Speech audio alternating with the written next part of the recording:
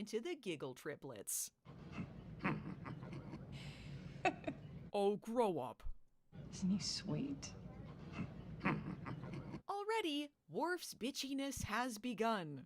He's upset because The Jadzia had bitch. lunch with Captain Baudet, who she dated in the past. He also thinks Jadzia talks too much about their personal life, and she thinks he's too controlling. So, things seem to be going great. Well, this is awkward. Captain, shall we continue our hangout elsewhere? Thanks for ruining the vibes, Worf.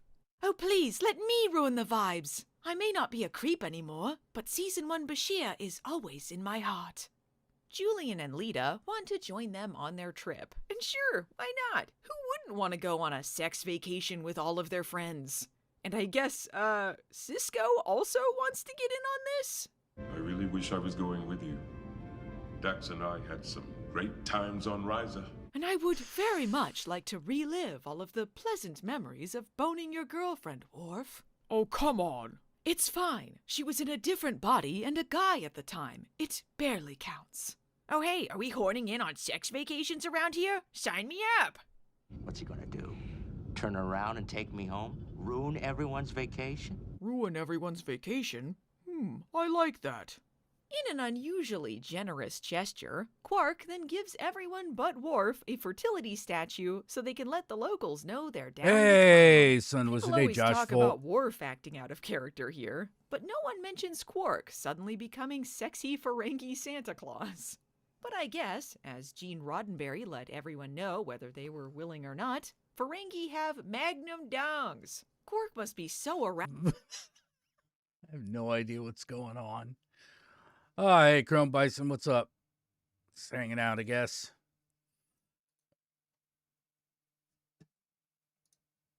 Burger. Yes, dog. Dog can get in and out. He's just being weird.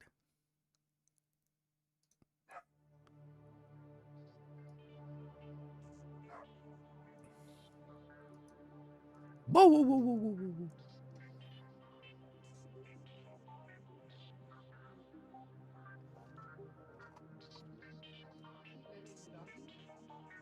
What? Yeah, dog's just barking. Muscle's just barking. I think so, yeah. He's just barking to bark. Hey, Spooky Artist, what's up?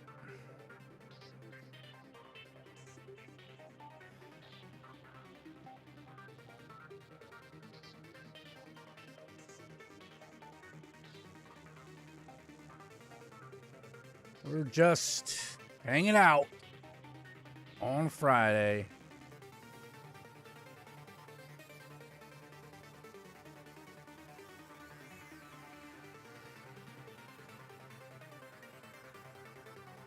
Oh boy.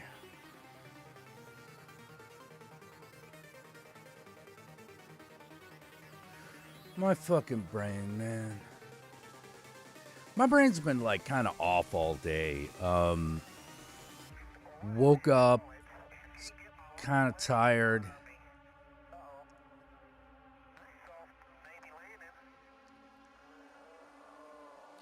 Pretty good portrait of my girlfriend. I'm gonna give it to her for Christmas. Oh, there you go.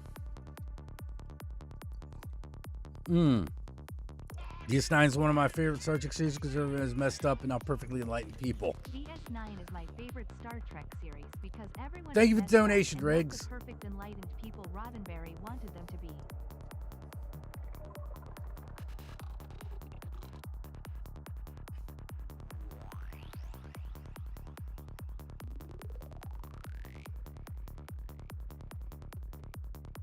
Well, it's one of those things about storytelling, which is storytelling has got to be about some kind of struggle. You know, in order to like tell a story with enlightened people, you got to think about struggles enlightened people would have. It can't just be perfect.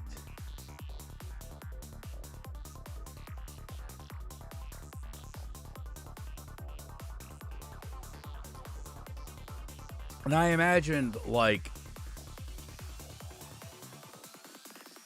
enlightened people would have very, very, very cerebral problems. Probably best left to literature as opposed to television.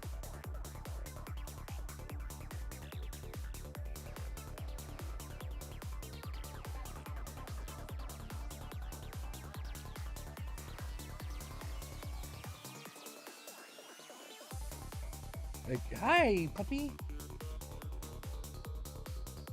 Did you come down just to say hello and lie down on the bed, on my bed, and stink it up like a doggy?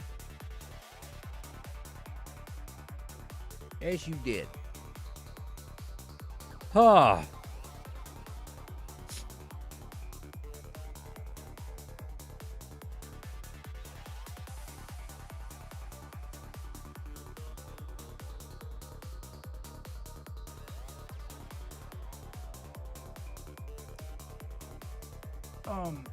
Goodbye, doggy.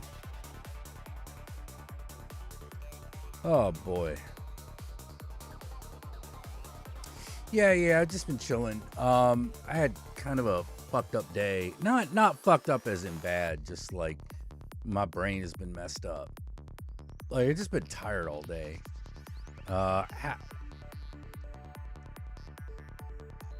Haven't been, like, sleeping well, and I think it's catching up with me.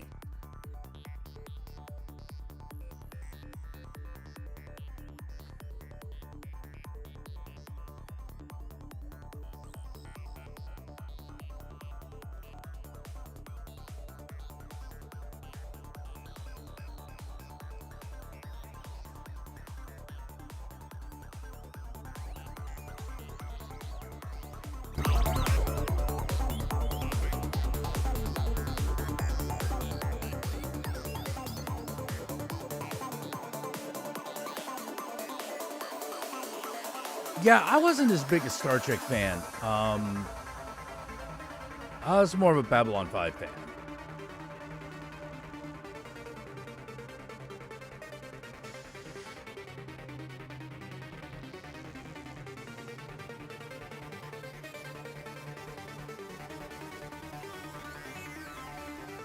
That's why I took my mom to the ER. She's fine-ish, but set my car for a spell. Oh, man. Well, I hope she's okay.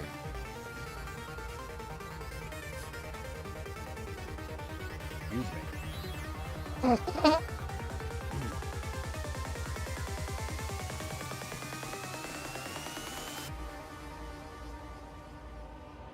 I've always believed that music was a universal language, a language that we all speak, a language of humility, love, and most importantly, peace.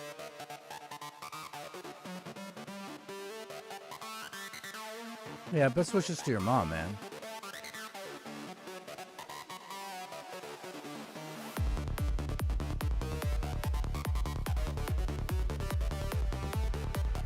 In the show, Braga totally didn't rip off.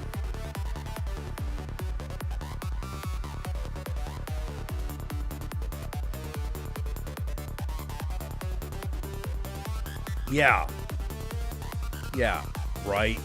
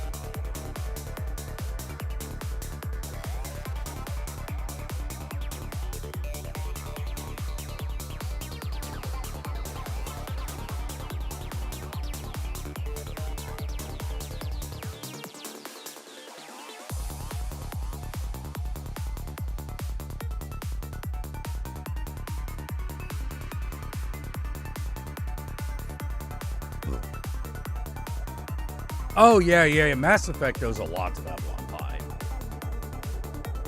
Owes a lot to Babylon 5 and Farscape.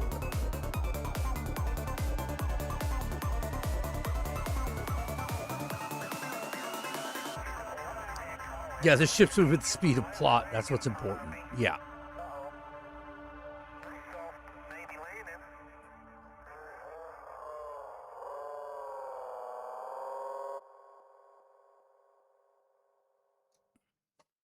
Ah.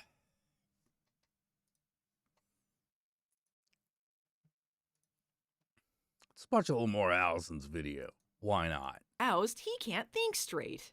Look, they like each other. I do enjoy Lita having their fertility statues make out like a couple of Barbies. Really sets the maturity tone for the whole episode. Anyway, the sex planet awaits! All right, Everyone's Sex in Planet. their garish 90s bathing suits. Let the TV-friendly orgies commence! I particularly enjoy Bashir's pants. Genuinely, I have no complaints about the styling situation. Well, enjoy your vacation. Well, enjoy that line delivery. Anywho, now that everyone's split off for some PG-rated smut, Worf will continue to have a stick up his ass and make his girlfriend miserable. But despite this, he is also horny. I guess we should just go home. Well, maybe. I would not be so hasty. Sexy makeouts are only okay if it involves me. And here comes, Vanessa Williams for some reason. You would not think she would be an important character, but, canonically, she sexed Dax's old persona to death. We had a wonderful time together until I killed him. Killed him? Death by Jamaharan. I suppose there are worse ways to go. Trust me, he died happy. 5 seasons in, and you're gonna casually throw out that, oh, by the way, this main character was fucked to death in a past life? Okay, so not only are they saying Curzon died while having sex with Vanessa Williams, but Jadzia is totally thrilled to be hanging out with the woman who sexed him to death, and has chosen to take her new boyfriend to the planet where said death sex occurred. And, judging by the fact Jadzia and Worf regularly hospitalize each other during intercourse, Dax appears to be looking to repeat her previous demise. I'm assuming this is just how the Dax symbiont wants it. This backstory is also apparently contradictory to other accounts of Curzon's death, but it is the funniest and therefore the one I accept. Your new host is very attractive. Why, I could see myself sexing you to death in so many different ways. Aw, how sweet. Ah, let's see. Worf is also... Let's see, how's it going? Blah, blah, blah. I kind of blah, blah, blah. I think I'm, like, heading into a bit of a depressive cycle because, like, I'm tired all the time. You know, no, I get tired simply because, you know, I get tired. But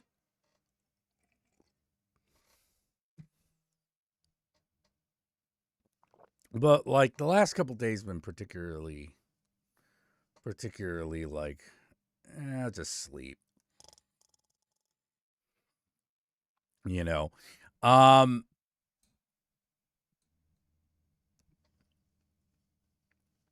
so that's kind of how it's been going.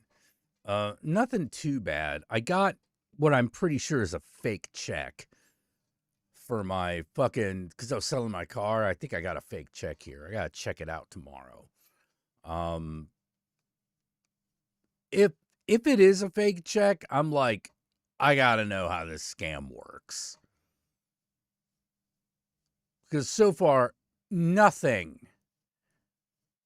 about this very shady, weird situation has made any sense.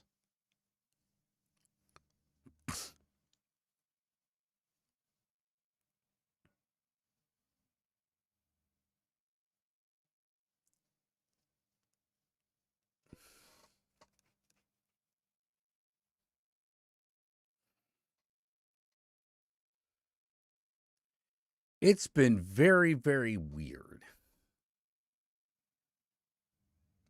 Oh, yeah, Benson? Yeah, I remember that show. Jesus Christ. That's some TV. That's some TV.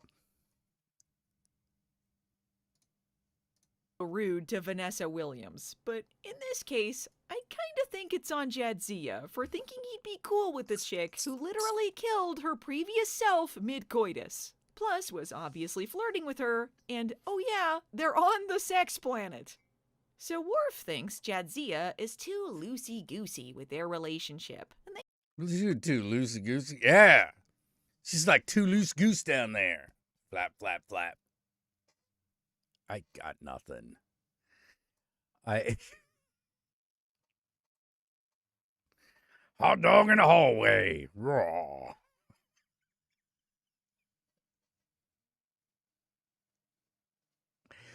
Oh, boy.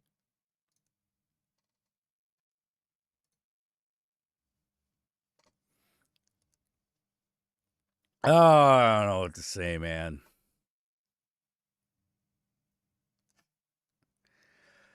Oh. Hey, do you want to see something? This is why Supergirl is gonna suck. Hey! Why am I even here? Yeah, there's some videos about why Supergirl will suck. And I'm like, eat my ass.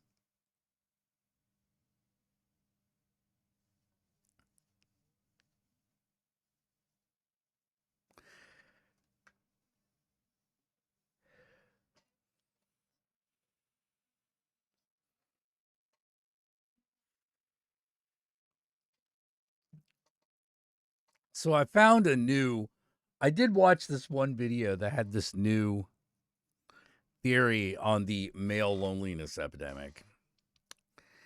And it basically seems to come down to because having friends is gay. And I'm like, look, if having friends is gay, then no wonder you're lonely. I mean, like, come on.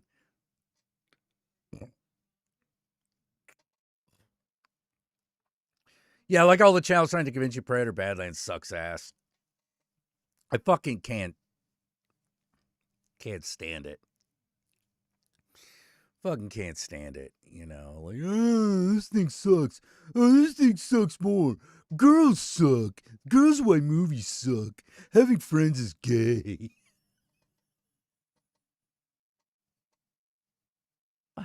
It just, I just, what do I do? What are you supposed to do with that? Like, what are you supposed to do with that? You know? Oh, yeah, and the Christian resurgence is horse shit.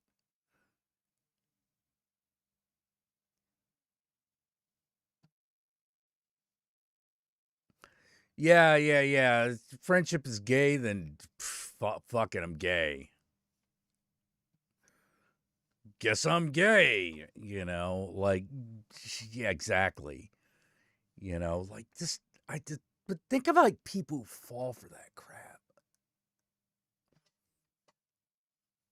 Yeah, the grifter shit is pretty bad. Yeah, it's pretty bad. And it gets even bad knowing that you have like that there's a sizable percentage of people who fall for that crap. You know.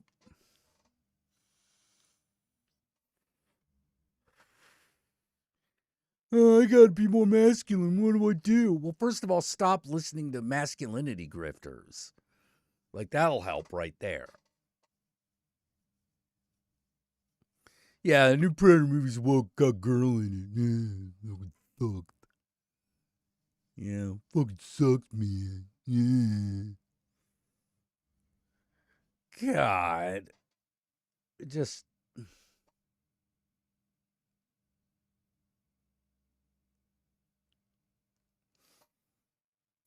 I don't even know, man.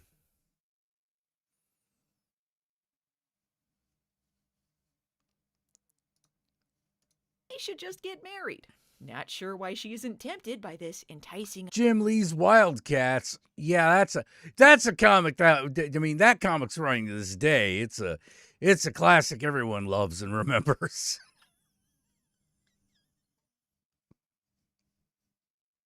Just like Gen 13, it'll be around forever.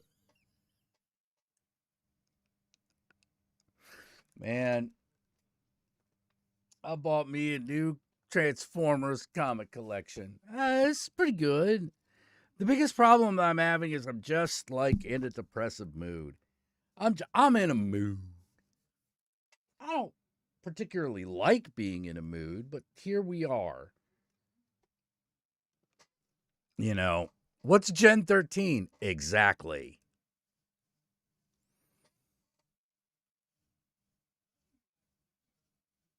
At least it's not Youngblood. Yeah, that's definitely true. My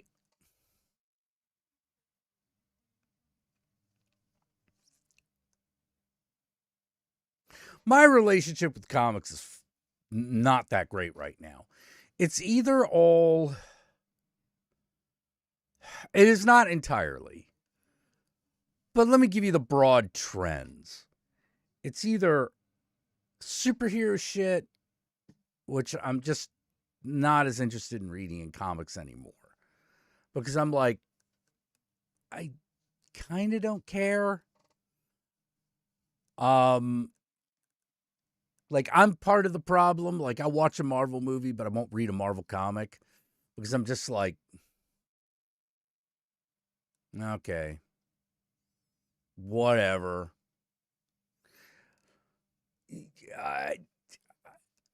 Or it's finding out all the old creators that you used to love are turning into assholes.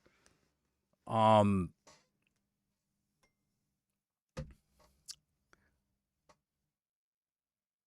misogynists.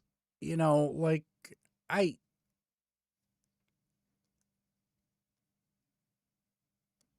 we have so many problems culturally that we have to deal with. You know, misogyny is one of them, racism is another. They're both huge, you know, but a lot of it just comes down to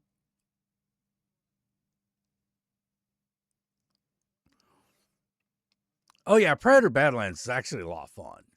That movie's a lot of fun. Yeah, superhero comics constantly reverting back to the status quo. It's a little annoying because, like, there's that weird feeling of like, yeah, well, what are we doing now? It's just a soap opera with superpowers, which I suppose it always was, but like the shit's gone stale. You know, either that or I mean, no, I think the shit's gone stale. I think the shit's gone stale.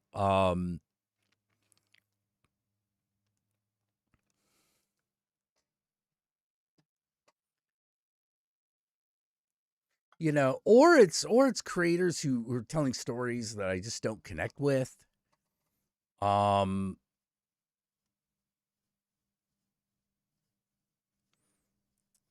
You know, that's a big deal. That's a big deal for me, whether or not I actually like connect with the story. You know,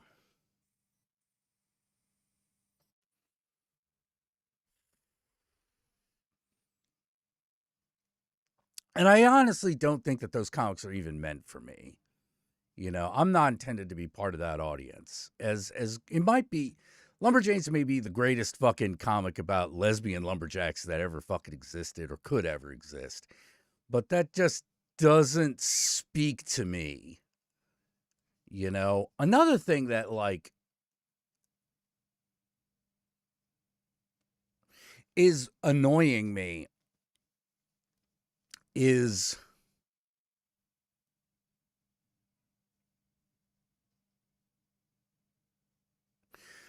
there's a depressing lack of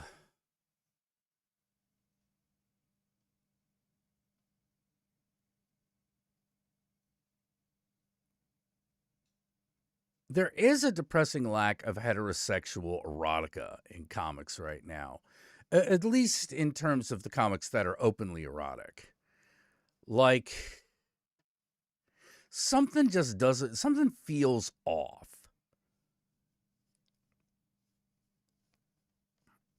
You know, it feels like the balance is off somehow, you know. And I don't think it's not queer people's fault. You know, they're just telling stories like everybody else. I think the problem is we just don't tell.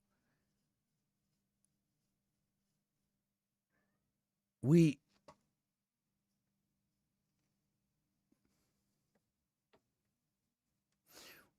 don't tell a lot of good heterosexual erotic stories in comics.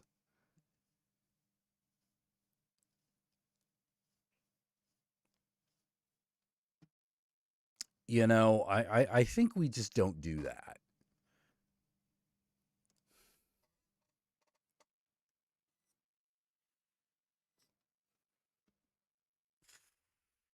Like there are two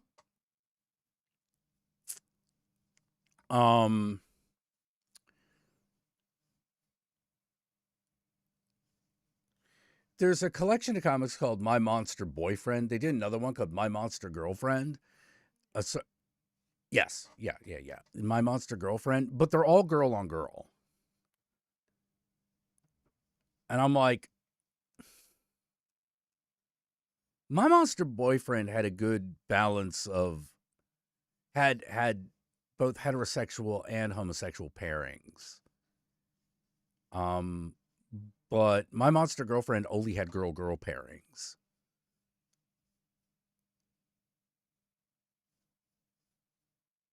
Which I thought is a little off.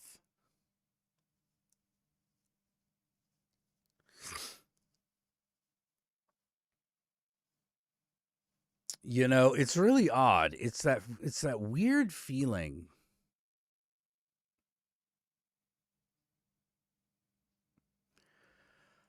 It's that weird feeling of like, you know, it's okay for straight people to have sex, right?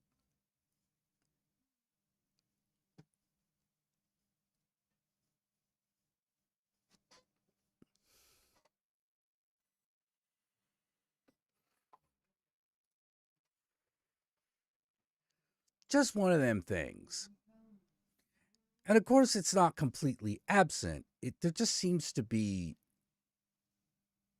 not a lot of it in comparison to some of the others, which is weird. Because it's already like kind of small. You know, it's already kind of a small selection.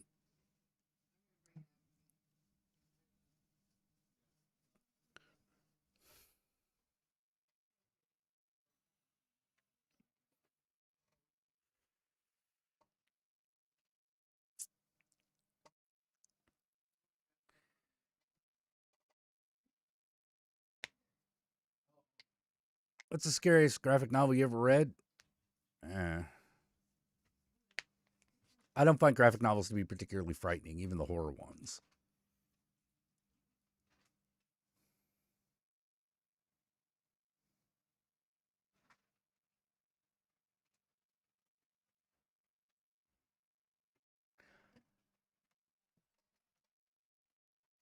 Oh, what's going on? Oh, cat's being fed, so I put the dog in here. Okay, hey dog, come here.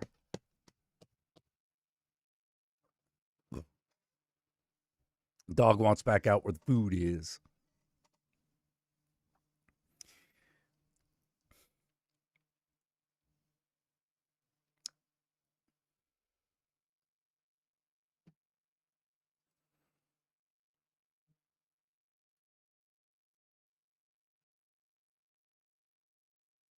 Yeah, I haven't really read a good horror comic in a long, not one that I thought was actually frightening. But then again, I'm hard to scare. Hey, doggo, doggo, want doggo? Want me pet it? Want me pet it? Want me pet it? Oh, you want sausages? That's what you want. You're like, I want sausage. I want bacon bits. I want cat food.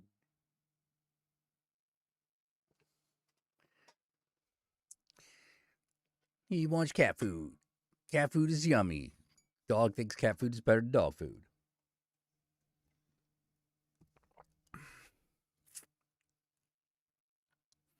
All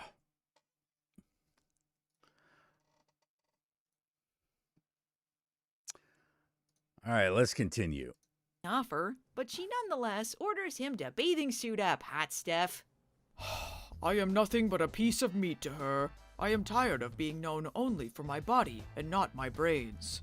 Oh, just you wait. This episode is about to get real dumb. Oh! As pleased as I am to see Monty Markham, unfortunately, his character is ass. This is Pascal Fullerton, the chairman of the New Essentialist Movement. My name is Pascal Fullerton. I'm the chairman of the New Essentialist Movement. And I just wander into random people's rooms to tell them about my cult. This is completely normal. Go on. We're a bunch of uptight buzzkills who don't want anyone else to have any fun. Care to, I don't know, join my terrorist organization and spoil everyone's good time? Only if it is inexplicably consequence-free. It'll never come up again. So basically, these dudes are a bunch of Puritans who think the Federation has gotten too icky supporting all of this sex stuff. And I guess Worf gets one Hey, copy of Techno the watch. Countdown, how you doing? We're like doing stuff, watching things. Yeah, that's Alison Pregler. Like she did an episode of like Deep Space Nine.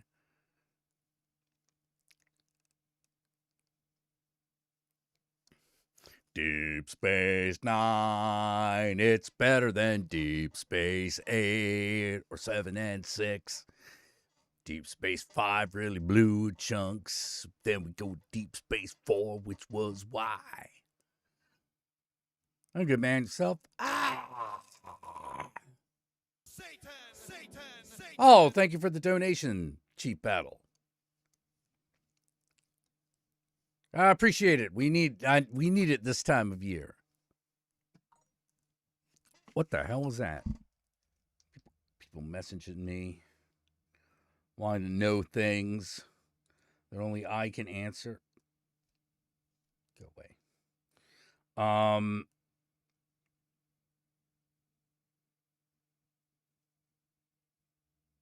Tell them all. Oh, I was just bitching about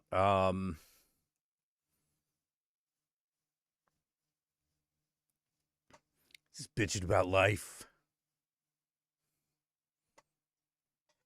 Hello, dog. He's dogging. He's doggone.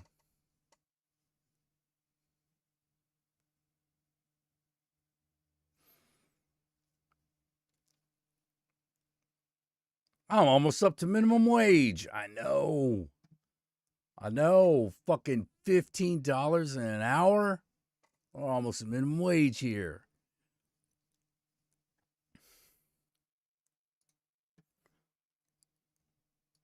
Yeah,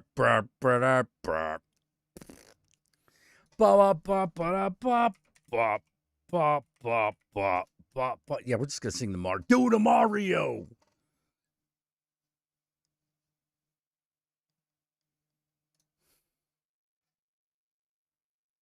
No, but the fucking $10 does actually brighten me up a little bit, because I was like internally bitching about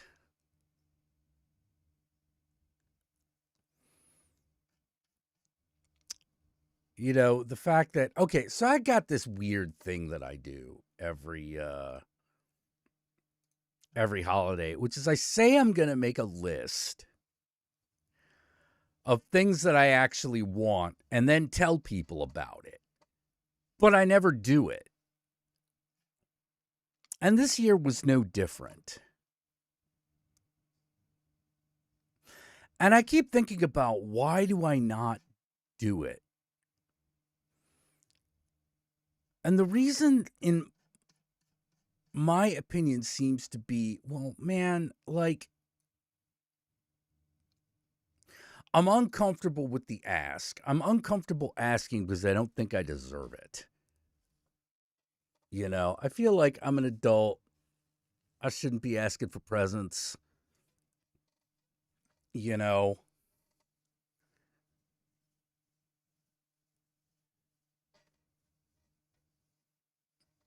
also, as a consequence, I don't get nothing.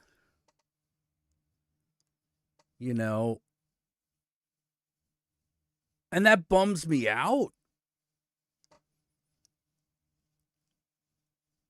So getting some money makes me feel a little bit better.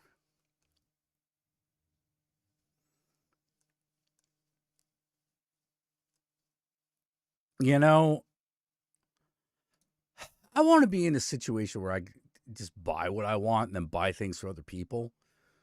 I'm not, but that's where I want to be.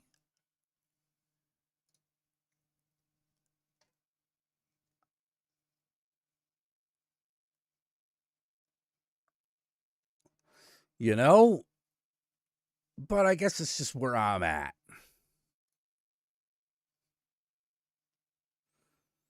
It's just where I'm at. Where I'm at, where I'm from.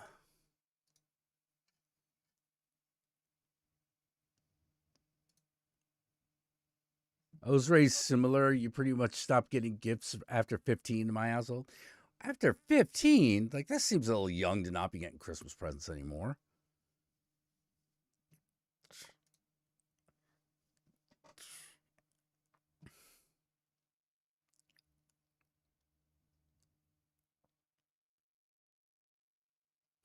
I think the other thing is that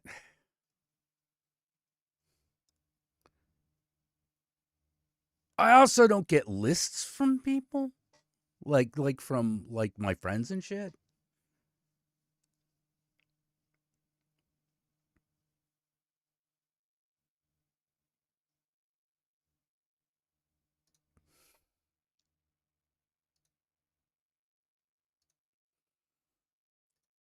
Oh, that's a deposit type of thing. Fuck that. Huh. You know what I mean?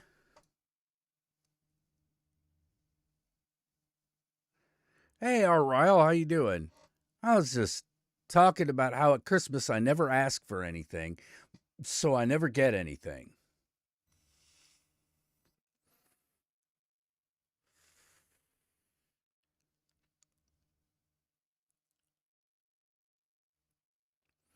Yeah.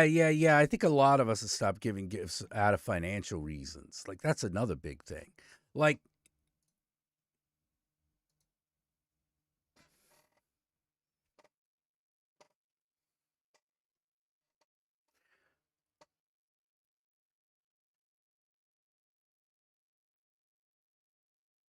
yeah, getting money is okay. Like, getting money is okay. Like, it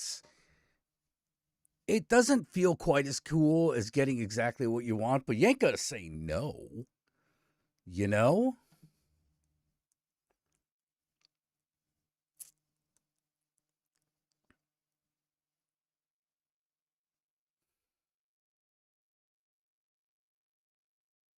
But I wouldn't mind being Uncle Moneybags, like a little bit, and give my. I now have like.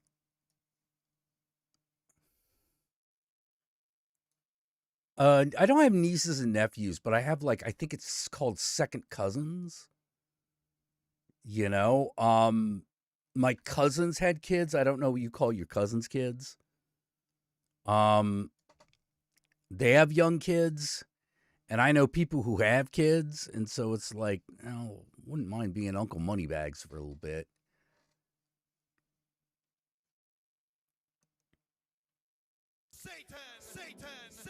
Minimum wage, yeah, minimum wage, yeah.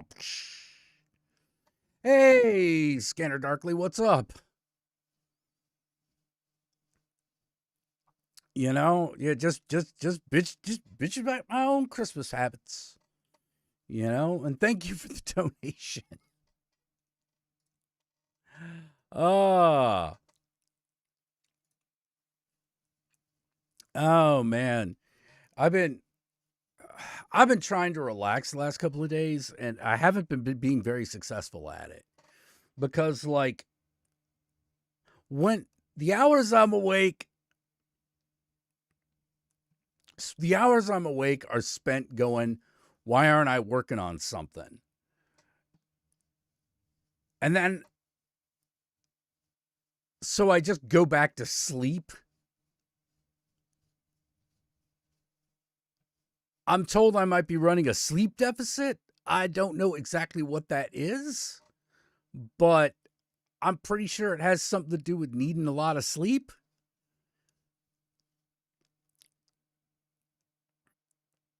Yeah, I need. Yeah, all right, so we're now slightly above minimum wage for the last hour. So hooray! But no, seriously, thank you everybody. Thank you everybody. Thanks all the donators like Chief Bal L. Riggs and S. Darkley. Let's see. My family still gives this. I usually pitch in for gifts since my niece. Yeah. I want to be in that position. You know, I want that.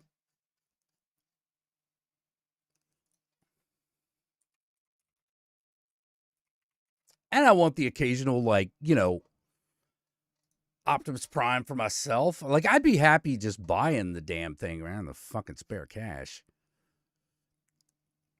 I might have the spare cash, but like, I gotta be honest, most of my spare cash goes to Babylon.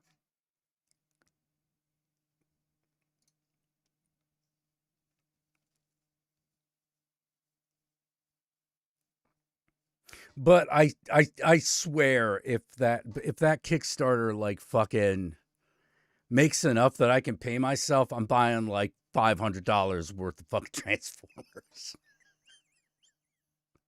What kind of Optimus Prime do you want? Oh, it's this one from Magic Square. I might as well just put it up there. Yeah, this one. It's from MagicSquareToys.com. The MS-02X Light of Peace 2025 edition.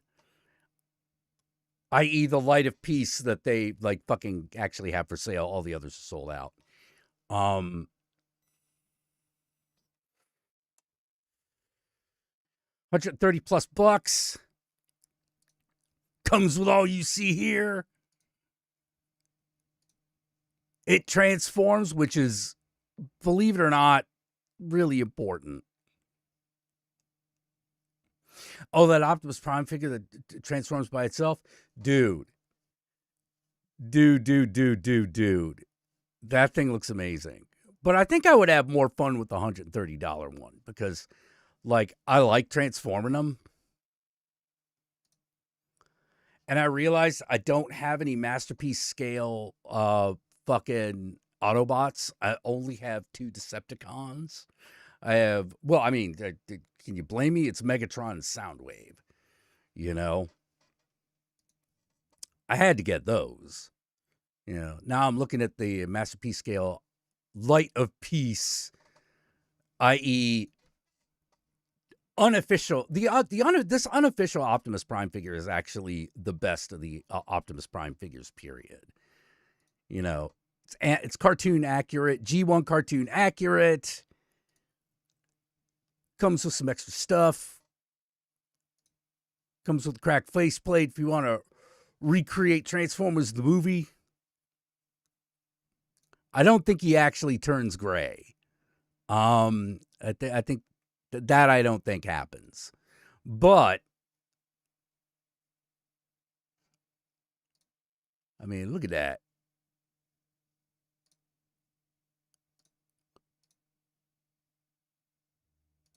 Look at that. Look at that Optimus Prime. That's prime time.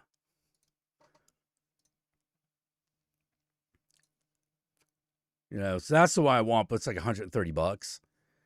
And on my budget, that's like, ooh, I gotta think about that. You know, I want to have a budget where I'm like $130 is nothing. You know, just be like, yeah.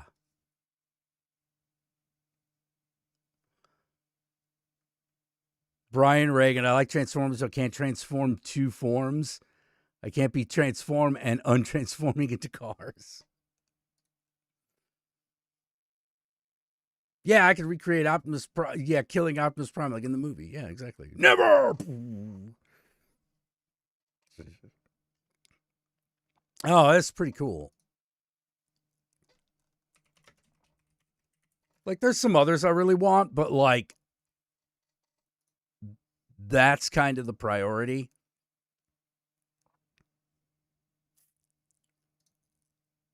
Oh, thank you, Oriel. Speaking of gift Oh. grin. Are there any really cool, expensive Dinobot figures? Fuck yes, there are.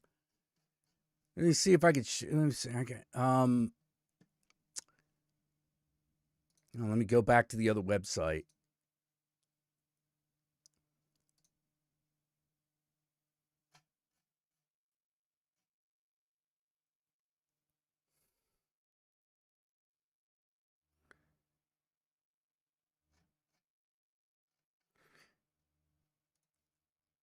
Yeah, I already have one of these because they had a special where you get one of them for $18. This $281 for the whole set. Like, I already got this guy. I already got me this Grimlock.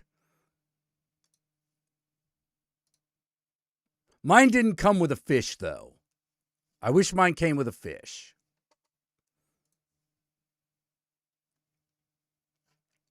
But they've also got like they've got all 5 of the main Dinobots. Like their Snarl's a really cool looking Snarl. Sludge. He's the Brontosaurus. I think this Brontosaurus even comes with the googly eyes.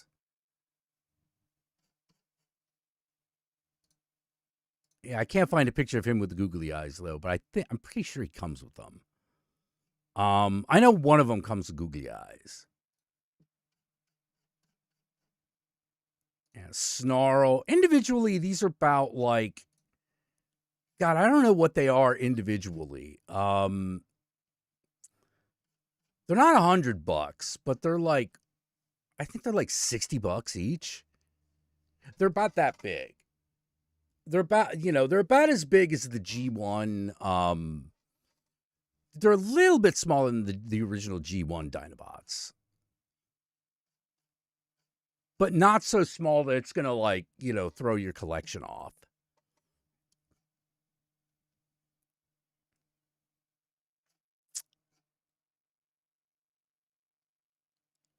I'd love to get these play sets as well. I mean, they're only made of paper, but I also don't know where I would put them.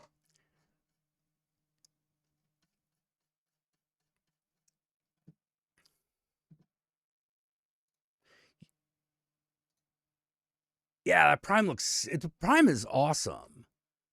It looks awesome. Let's yeah.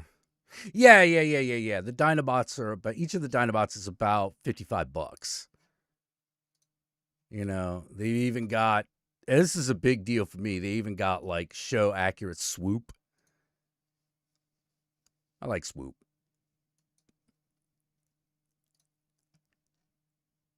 Yeah, there's just all of them hanging out.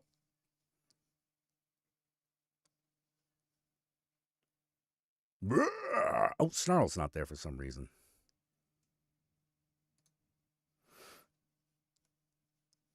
Dinobots.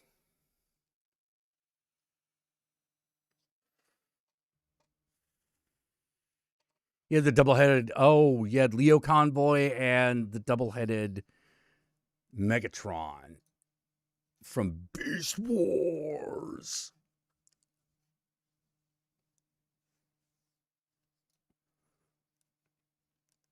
One of the things I like about the Magic Square toys is that they are G1 scale. They're not Masterpiece scale. Well, some of them are. But those are the special ones. Like the Optimus, that big Optimus Prime is a Masterpiece scale.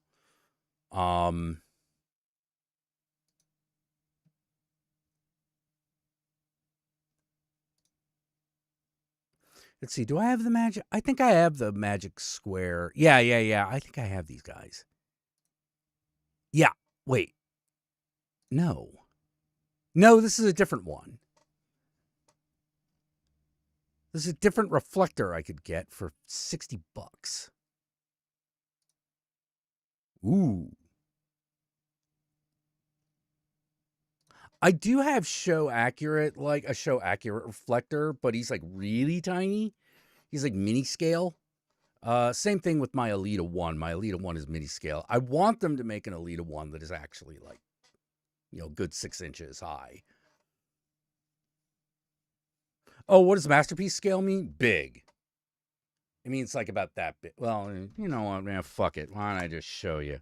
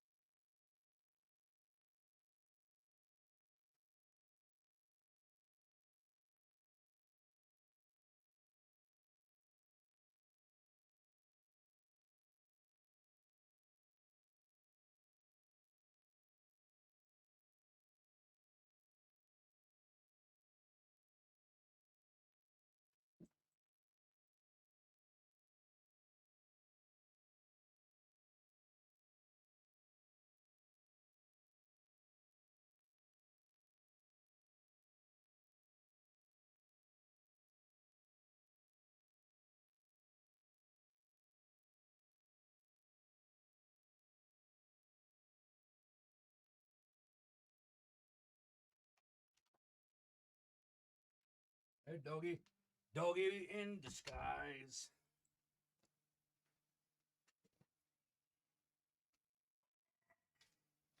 Okay, so this is regular scale. I believe they call it Legends scale. So this is Legends scale. This is mini scale. This is my, hold on, let me stand her up a little bit so you can actually see her. This is mini scale. She should be about as, if we're doing it like show accurate, she should be a little bit bigger than Hot Rod. But this is the little one. I got a little Elita 1. I want them to make one that's about this big. And then Masterpiece is this. This is Masterpiece scale. So regular scale, Masterpiece scale. Hang on.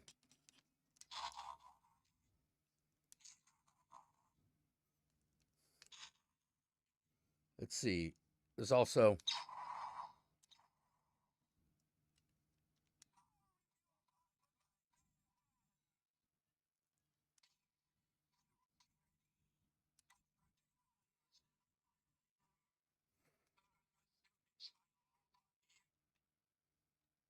Let's see.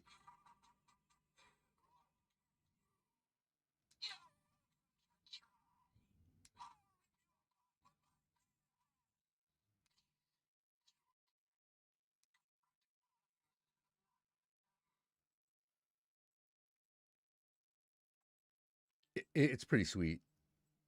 Also, his blaster glows. It's hard to see in this light, but like, woo.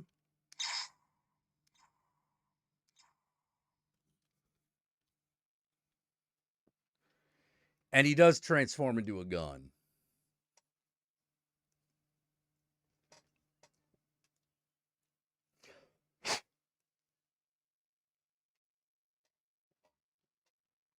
Ah.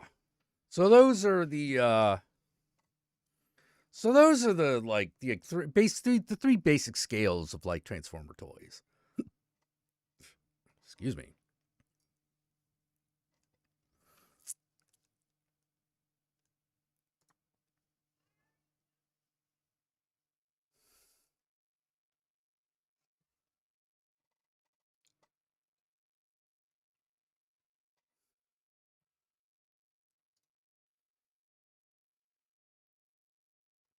They've even got a Perceptor. Let's see what else. Yeah, I'd probably buy an Ironhide just because I kind of want to show accurate Ironhide at some point. Oh, but this is a mini. I need a Legend scale one. Well, it's weird. I don't know if they're not reserved for the more obscure characters, but like there are some companies that specialize in the little ones that did some characters that none of the others did. Some of the other characters a bit better than like some of the larger ones did.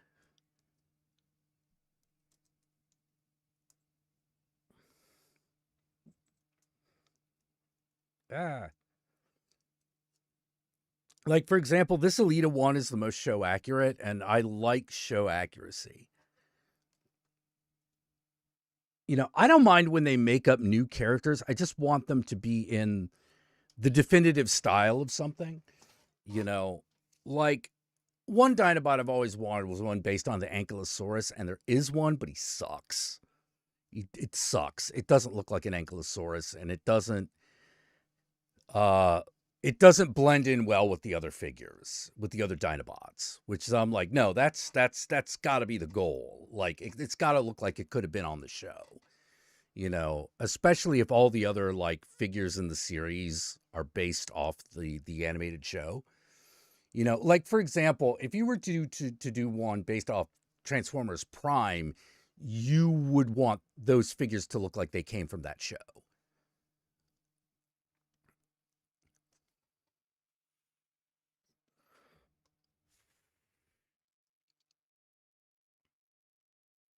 A couple of the ones I'm surprised they don't.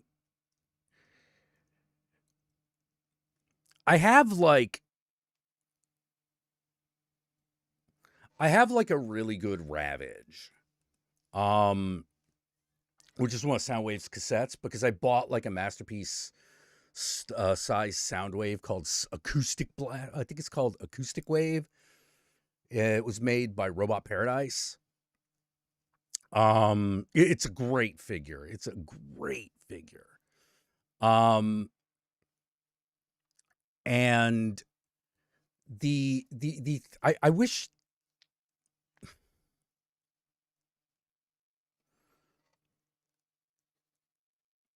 I wish that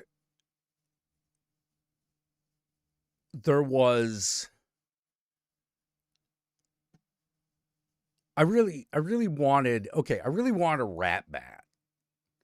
But the only really good Rat Bat comes with a different sound wave. I can't get it individually, which annoys me. Because I'm like, no, I just want the Rat Bat. I got the sound wave I want. I want the Rat Bat. I don't want to spend another $150, you know, just to get a cassette. I'll spend $50. But I won't spend $150 because I spent like $150 on that sound wave, you know.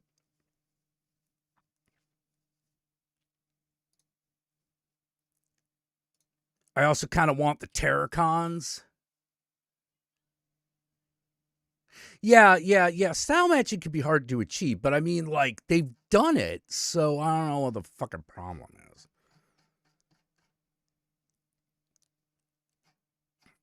Like, one of the things that they made that looks really cool, I don't need it as much.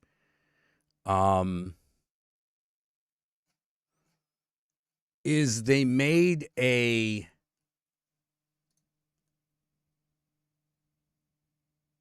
Bruticus.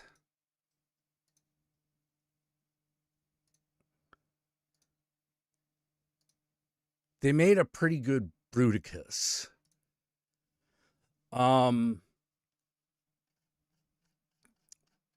I don't want that as much as I want Abominus. Let's see, where can I know I can find it. Ah, yeah, here we go.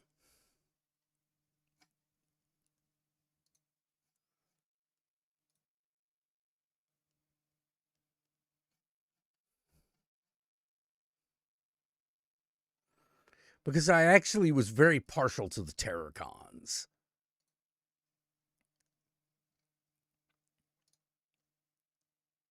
Let's see. Terracons were a third season edition.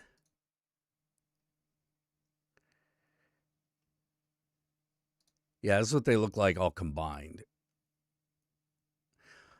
Although I might end up having to do a little painting on the helmet. Because I prefer it when Abominus's head is purple. Because that's show accurate. All right.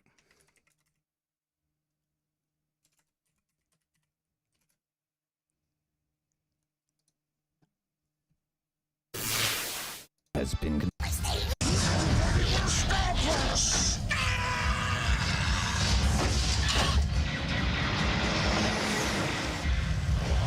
This area is restricted. Let's go fight back. Terragons, merge and form Abominus. No way. Let's go kick his cat. Die, Computron! Probability of Computron defeat, 0%. Computron think too much.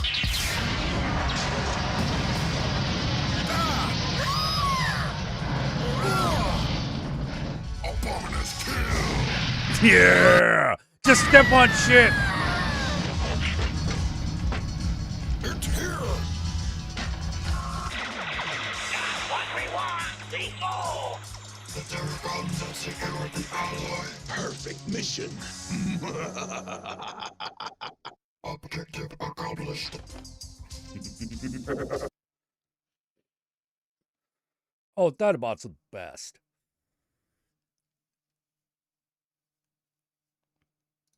Yeah, they did a lot of great stuff a lot of great stuff.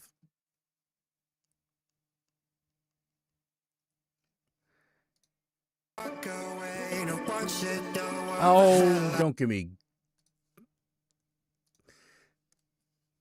me mellow tunes over Transformers. Are you kidding me? That's some bullshit. Mellow tunes. Like, don't Instagram me to death, baby.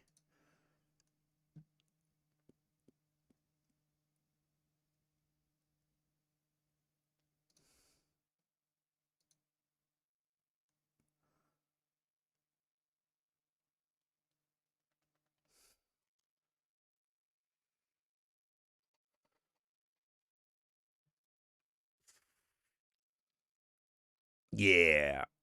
I've got like one other like real life friend, like Transformers nut friend, named Matt. His collection is crazy. Well, it's not as crazy as some, but he's got a lot of the big ones.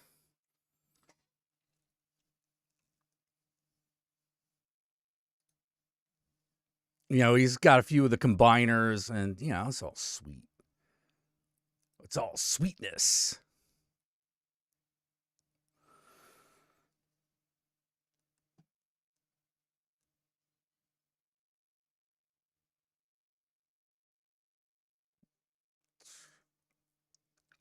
Yeah, so I kind of want.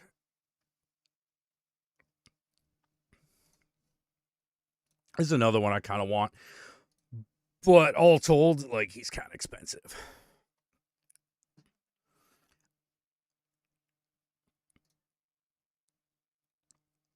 And I would have to mod some of them.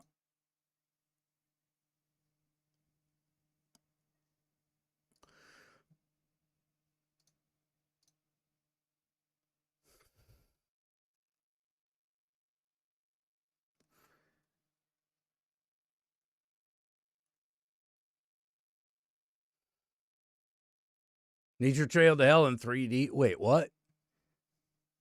Hog reveal? What the fuck are you talking about, dog?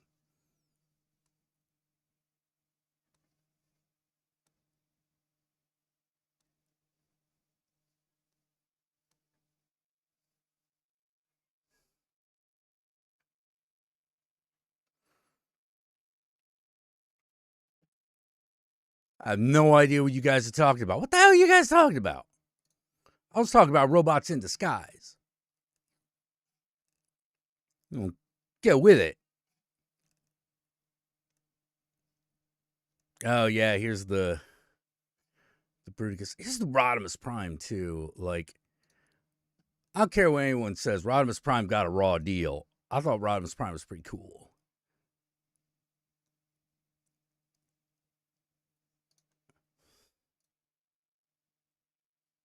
Like, I thought he should have been leader with Optimus Prime, but like maybe leader of his own team.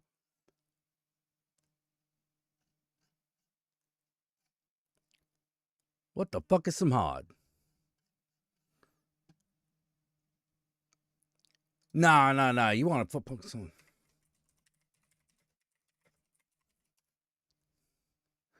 You want to fucking no? You want to put Transformers music over Transformers?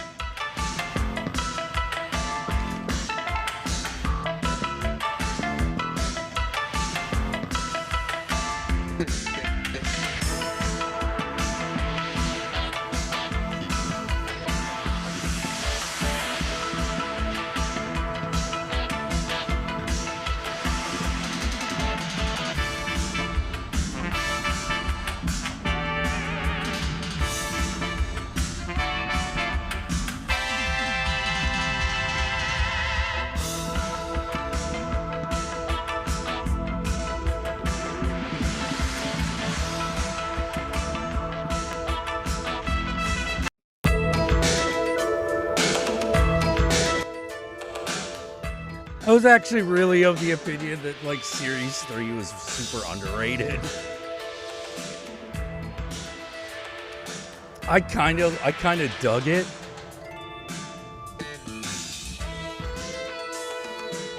Then again, I'm that freak that like Vehicle Voltron.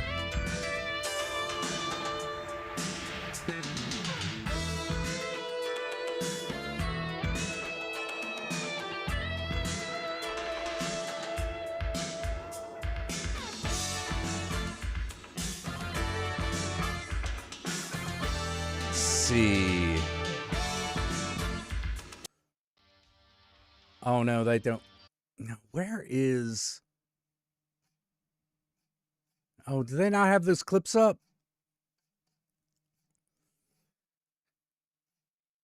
Wait, I look up Files of Teletran 1. There's my own stream? What the fuck? Okay.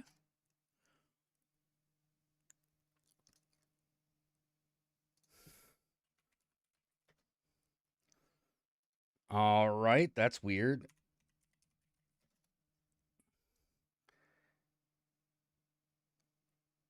See Files of Teletran 2. Okay. Fleeing the wars that devastated their home planet of Cybertron, most of the Autobots made Earth their temporary home. The Quintessons are sinister robotic creatures with 5-sided heads, each side with a different face, including the face of death. These tentacled beings who travel on beams of energy are cruel and emotionless, and the creators of all the Transformers on Cybertron millions of years ago. The Quintessons never intended their intelligent machines to develop emotions. But to their horror, the Transformers rose up against their masters and drove them away from Cybertron. The Quintessons retreated to a planet they named Quintessa, where they lived a stark and barren existence with their Sharkticon guards. Sinister and vicious, lacking any individualistic intelligence, the Sharkticons usually serve as executioners for their Quintesson masters, who toss condemned victims into the Sharkticon pit.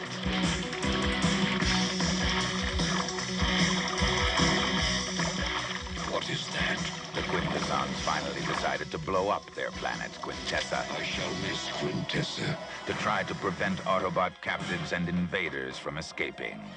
Their plot to destroy the Autobots' fate. And now, without a world of their own, they roam the universe with their Sharkticons, making victims of whatever luckless beings cross their path. Their goal is to regain control of Cybertron and eradicate all Autobots and Decepticons. Yet, so manipulative and cunning are they that they even trick the Decepticons into helping them achieve their aims. Very soon now, Cybertron will be ours! Let's see. The volcano headquarters for the Autobots on Earth was destroyed in a Decepticon attack. Now, in the year 2006, Autobot Cities has become the new Autobot Earth base. Autobot City is also a transformer known as Metroplex, with the capacity to transform from city mode to a battle station or to a giant robot. Metroplex is the Autobots' last line of defense, the robot they depend upon when all other options fail. Metroplex is my kind of town! When Metroplex transforms to a robot, some of his modular components form smaller, separate robots. Six Gun, the ideal defensive battle scout. Slammer, the tank. And Scamper, the tough little car that berths in Metroplex's city ramp. To counter the power of Metroplex on Earth, the Decepticons have built Yeah, the far off Decepticon future 2006, City, man. known It's as coming. Trypticon. The city can transform to battle station mode, becoming a mobile menace with X-ray lasers and twin photon cannons. Trypticon also has a dinosaur mode, an immense walking reptilian form that crushes anything in its path. Metroplex and Trypticon are each other's deadliest enemies. Whenever they approach one another, they lock in battle and engage in incredible combat. And the victor in their epic struggles may someday turn the tide of battle in favor of either the Decepticons or the Autobots. Which will it be?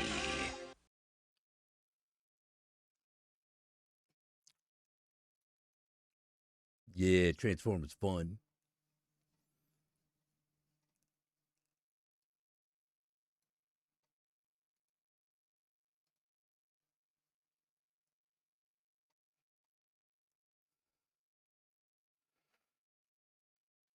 Fun. I like fun sometimes. Whoops. Fleeing the wars that devastated their home planet. Okay, turn that off.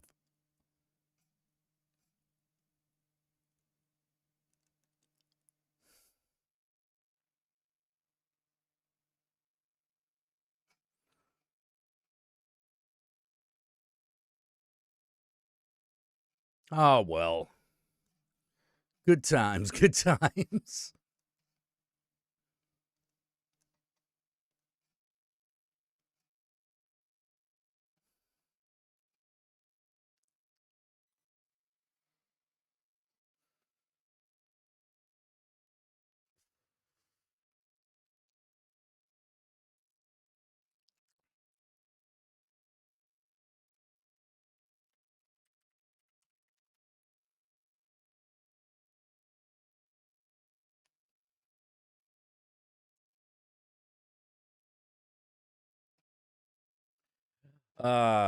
Just some good old-fashioned wholesome fun. Robots killing each other. Yeah. That's what you get. Okay, do you got the Angry Birds Transformers crossover was a hog transformer? Oh. That's some alternate universe crossover shit I don't care about. But yeah, I'm a Transformers fan. Have been since I was like 8 years old. Many years later, in the far-off year of 2025, I am still a Transformers fan.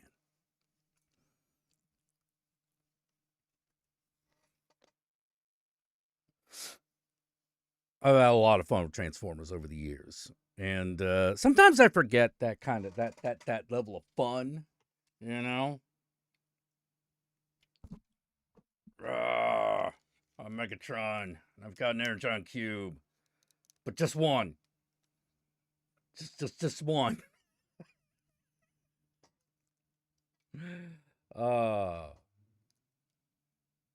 This is definitely one of my favorite figures in my collection. Like, I just always wanted to show accurate Megatron. I've got the G1 Megatron. You know, the one that looks like really flimsy. Come on, Alita, you can stand up. There you go. Yeah, show us the Megatron. There it is. He could transform, but he takes a while to transform. It would not be fun to watch me do it.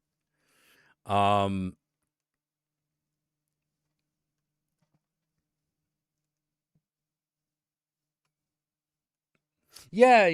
And I still read Transformers comics occasionally, you know.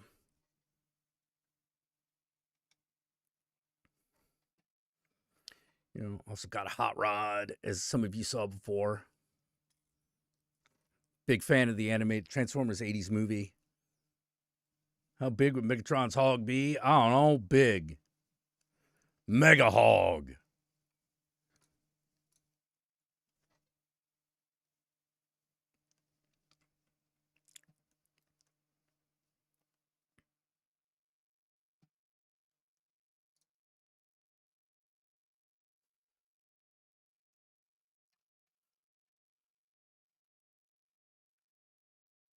I don't hang out a lot in the Transformers fandom because it's got all the problems of all the other it's got problems just like all the other cartoon fandoms do. Or all the fucking, how big is my hog? Well, I don't have a motorcycle, so I guess you mean my dick, about 6.5 inches.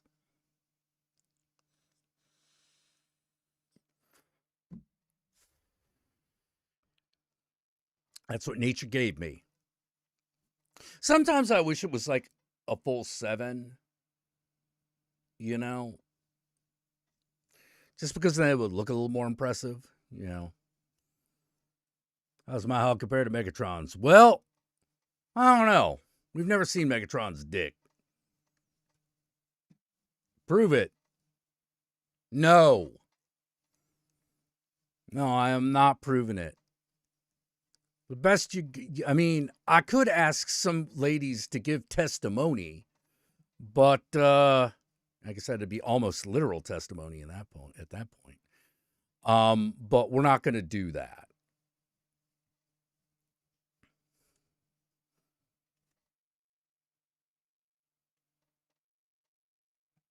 Surprised you don't ride a bike? Everyone is surprised. There are 2 things everyone's surprised by: that I have no tattoos and I don't ride a motorcycle.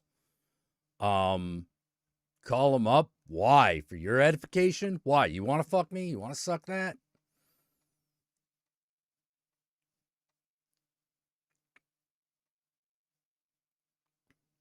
Well, it says, oh, no, you wouldn't want to call any of my boyfriends. That would... No, you want to talk to the girlfriends. I'm not as good at... I'm not as good at pleasing men. I'm just going to be totally honest with you.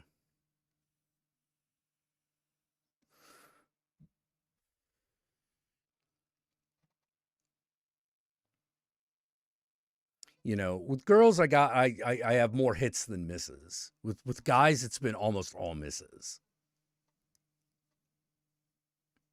Tattoos help the police. Well, I just never gotten one. Like I've thought of getting them, but I just never really. Whatever it is that like people who get tattoos have that causes them to actually get the tattoo, I don't got. It might just be money.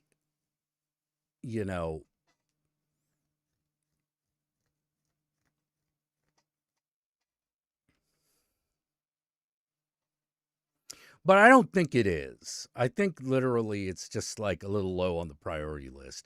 As far as motorcycles are concerned, I stopped riding motorcycles when I was 16 and had a bad wreck.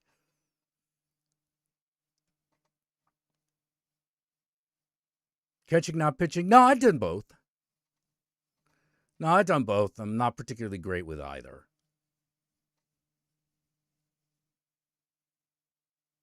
I definitely had more success with girls.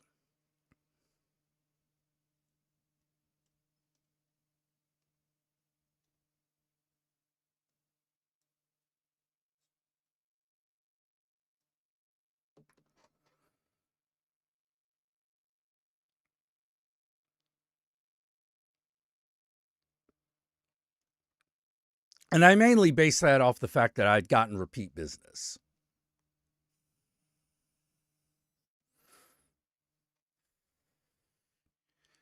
Gay? Well, bi.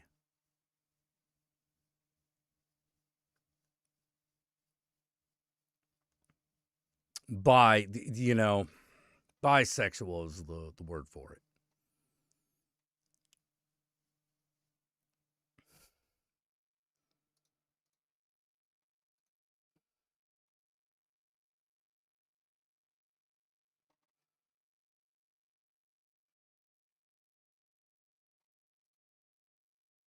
You repel both. I think you're too hard on yourself, Riggs. I gotta be honest.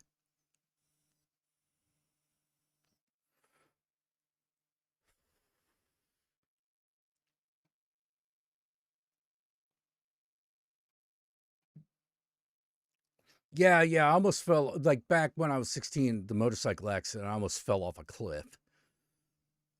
And I fucked up both my legs. So, like,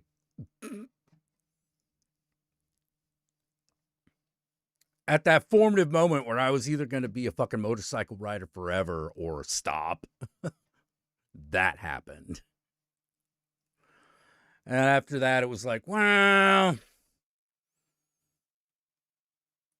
maybe cheating death once is enough.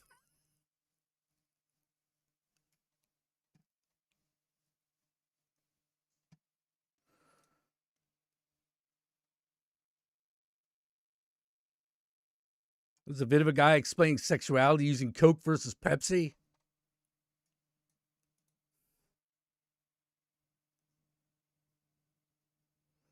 I don't know. I don't know if I'd agree with that. But I could see how that'd be useful. Riggs, show us your hog right now. Riggs don't have to show you shit. He doesn't have to show shit.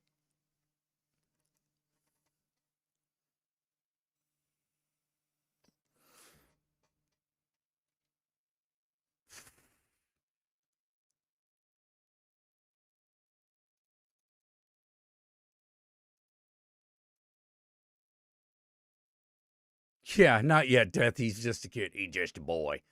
You know, yeah, pretty much. Fortune did smile on me that day. That could have been a lot worse. I literally could have been crushed by an army truck.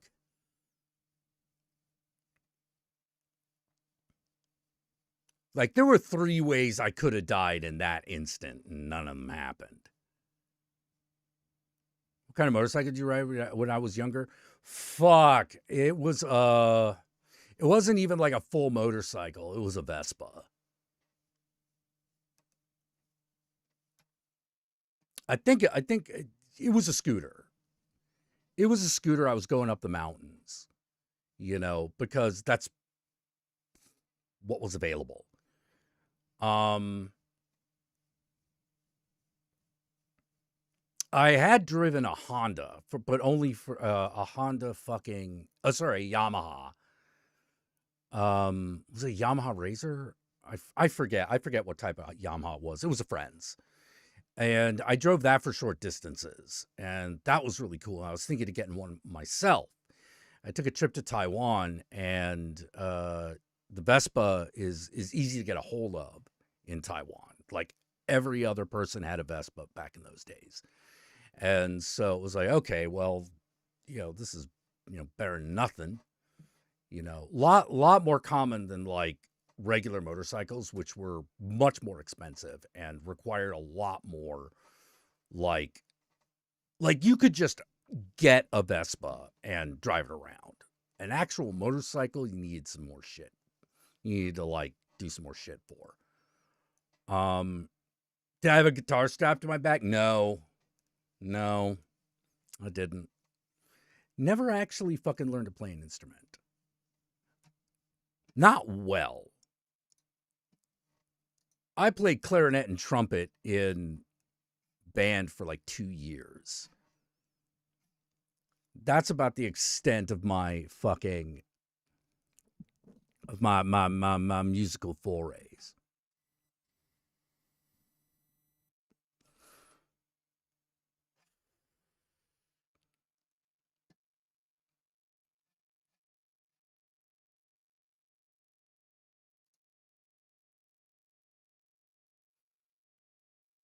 Well, while I wasn't president, you wrote it down the school hallway. That's pretty sweet.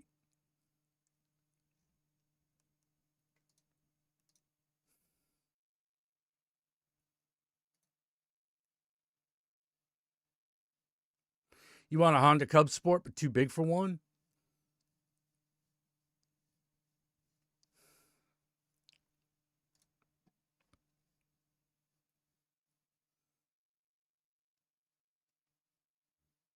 God, what was that motorcycle?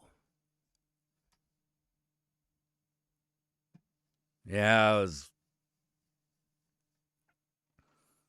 I did have friends who had like Ducatis and shit, you know. Jackula, do you play D&D? Of course I do. Of course. I don't think I am some kind of pleb. Of course I play D&D. Soloist or choir? Choir. Well, I mean, band, Oh, you're asking Cave Witch. Sorry.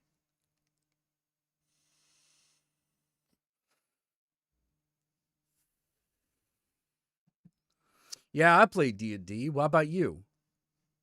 Graveyard Slayer. What's your favorite character? I play a lot of D&D. I play a lot of Pathfinder these days, actually.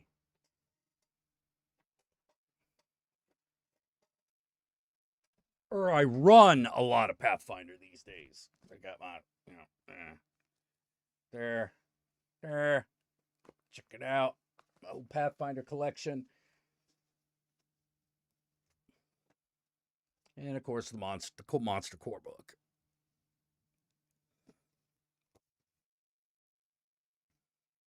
I usually end up running more games than I play. Because I really like getting into developing a little story for everybody. And I'm really into like game design. And if you're into game design, you're probably going to be more of a game master than a player. Because game masters really get into like the mechanics and how you can get things to work. You play a dwarf mainly? Oh, interesting. Yeah, I was I mainly played half elves because I'm like half Asian, so that felt like something about half elves that was very attractive.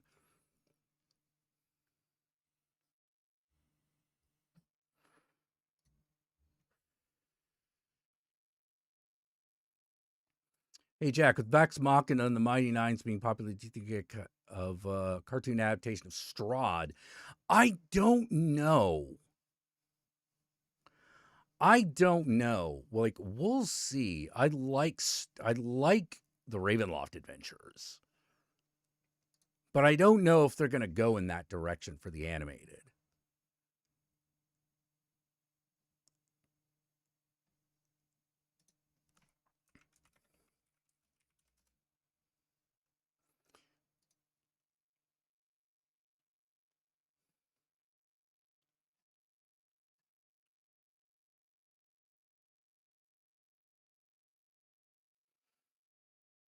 I was really I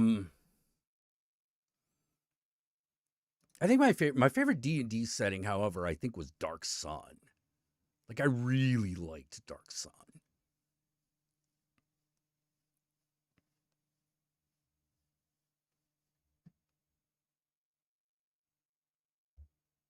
What do I think a Strahd cartoon would look like? Well, I mean, Vampire Hunter D.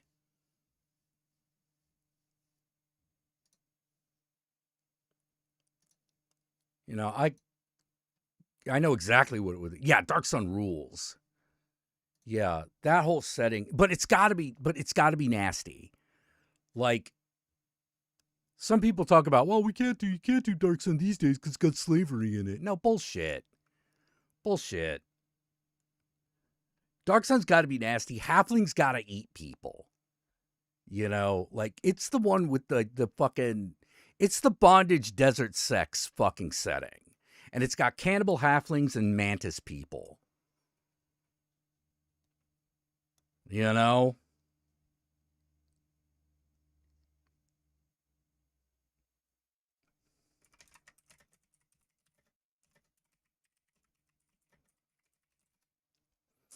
Let's see. Before you this is what the Strahd cartoon would say your prayers and hope for pleasant dreams. When darkness falls and all is quiet and peaceful and you are most asleep, The undead awake. Late at night, the undead prowl and search for blood. No one is safe. There is no way out. There is only one hope.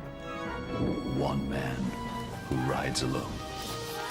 He is both good and evil, darkness and light.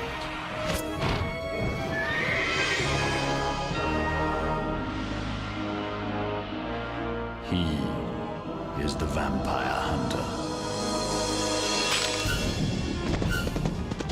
In a world of hidden dangers,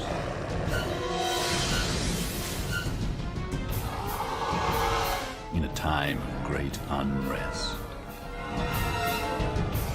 one imperfect man battles the darkness alone.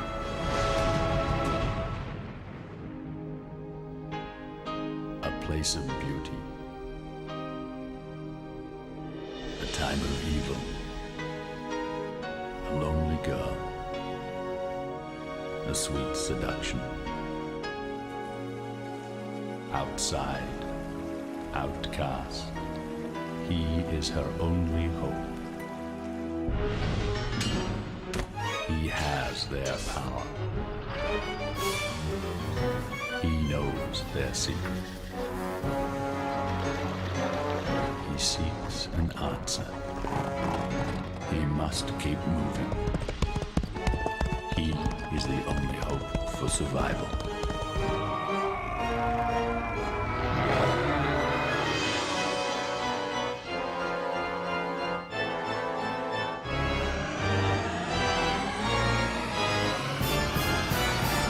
Close your eyes and pray.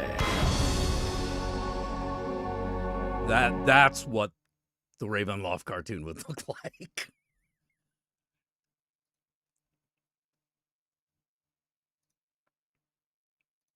You know, that's what it should be. You know.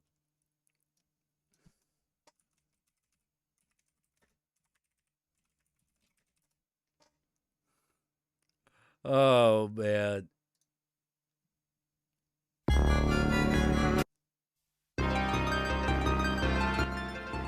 No, that's not it.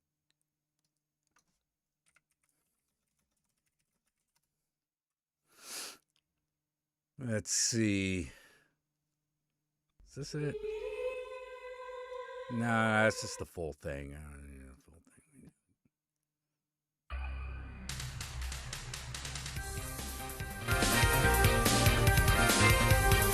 He's a little bit Castlevania in there too.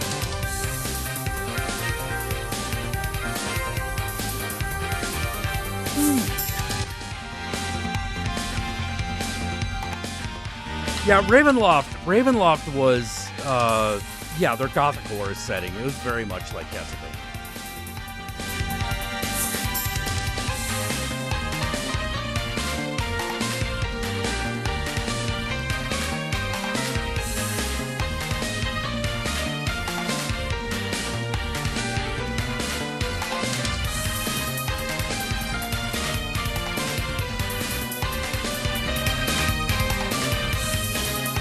No, I don't know. I don't know if that would work if we did his backstory.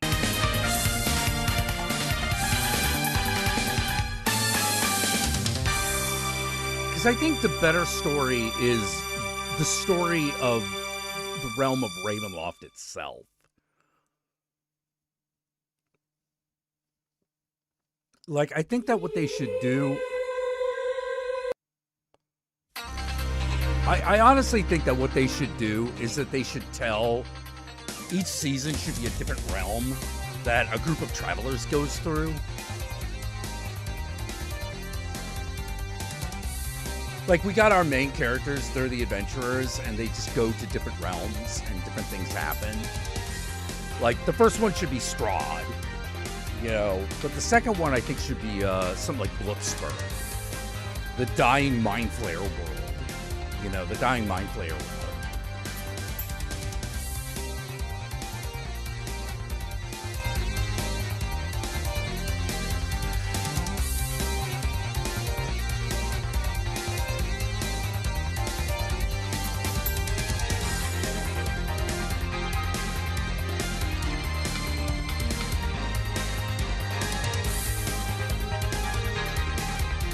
All right, you get some rest with the artist.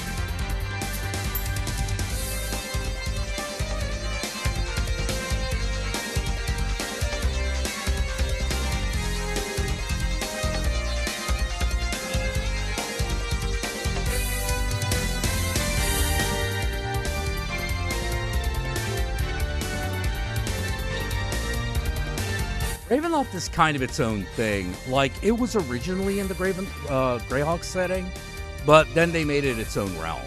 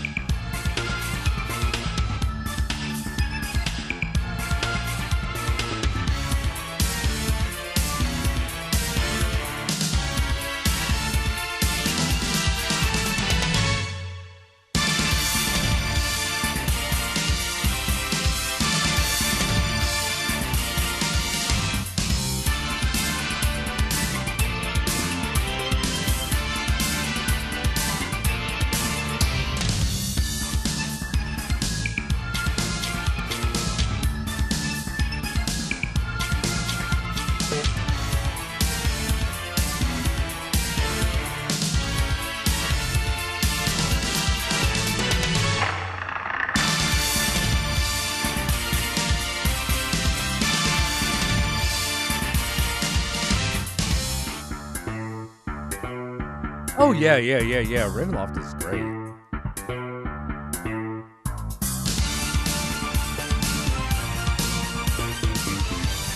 Yeah, they have an entire...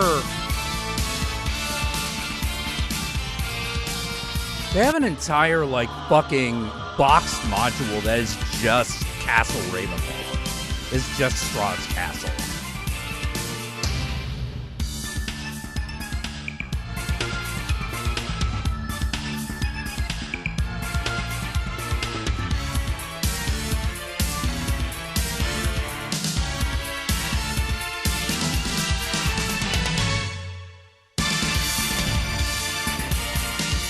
Oh, 3rd edition Ravenloft was not that good.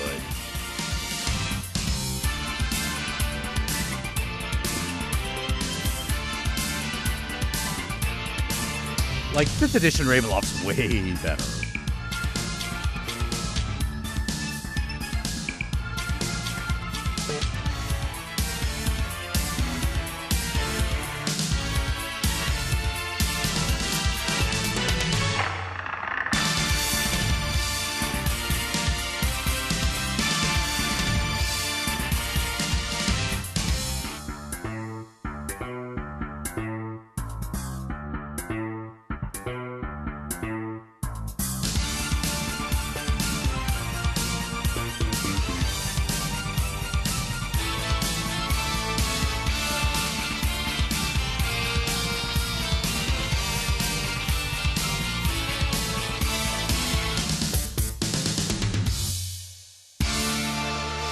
Ah, fuck it. Let's play it again.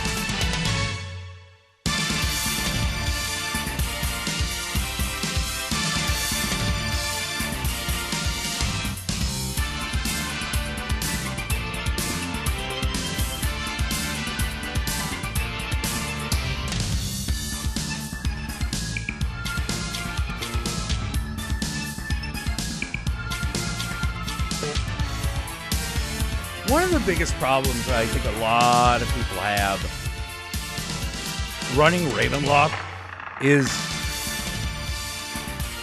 setting the atmosphere.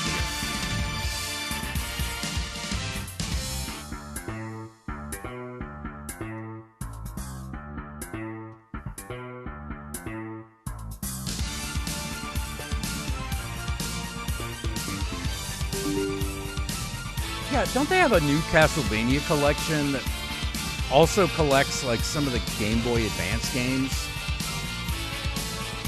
Like on Steam? Let me check.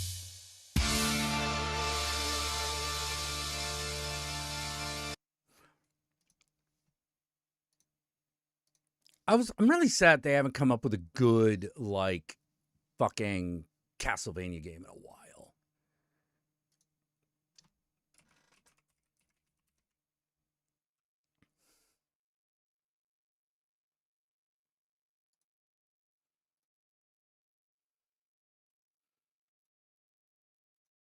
A twist of fate channeled from darkness. A haunting will forged in fury. Excuse me. What's What the fuck? Hold on. going on here? I was called here by humans who wish to pay Me tribute. Tribute?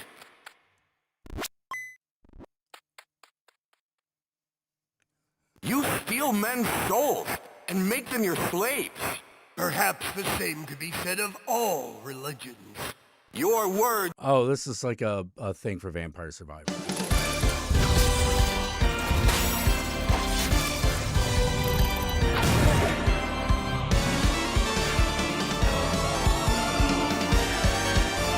So this is a thing for another game.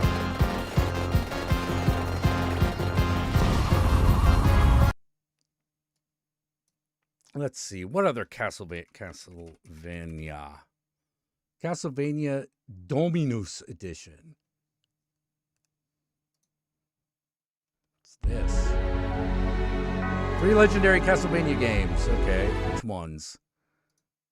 Oh, okay, this is the Game Boy ones. Okay. No problem. Got it. Oh, $17. It's not bad. It's not bad. So the last good Castlevania game. I don't know what the last good one is, but the last great one was Symphony of the Night. Like, I feel like instead of going 3D, they should have instead gone with 3D graphics on a 2D platform. They should have kept that basic gameplay where it's like, I'm running through a castle, and had like different slight twists on it. Like, I think a lot of fucking classic 2D game series suffered because they tried to go to 3D, and in 3D it didn't work. And Castlevania was one of those.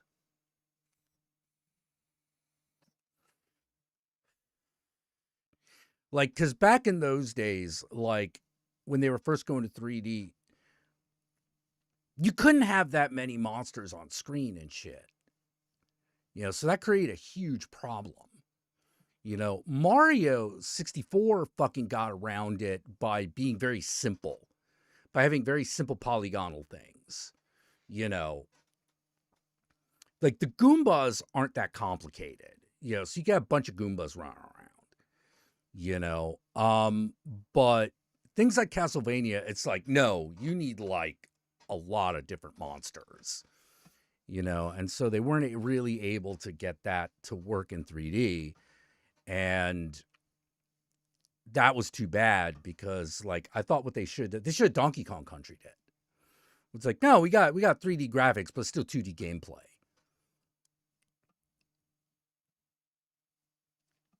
Yeah, Bloodstained Ritual of the Night is really good. There's one coming out soon there's another one I really liked called Slain. That's really cool. There's another one coming out called Mariachi Legends that I'm really interested in. Like, I actually really like Metroidvania games. I played Metroid Dread for a long time, couldn't complete it.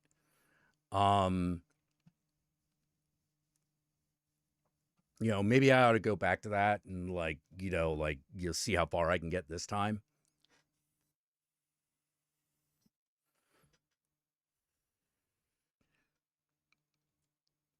Because one of the things I kind of gimp myself whenever I play games, which is I don't like referencing a walkthrough. Like, I ought to be real stuck before I'll go to a walkthrough.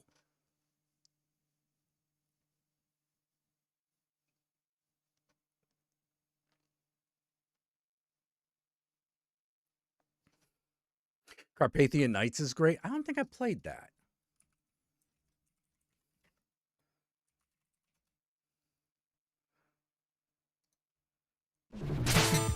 Oh.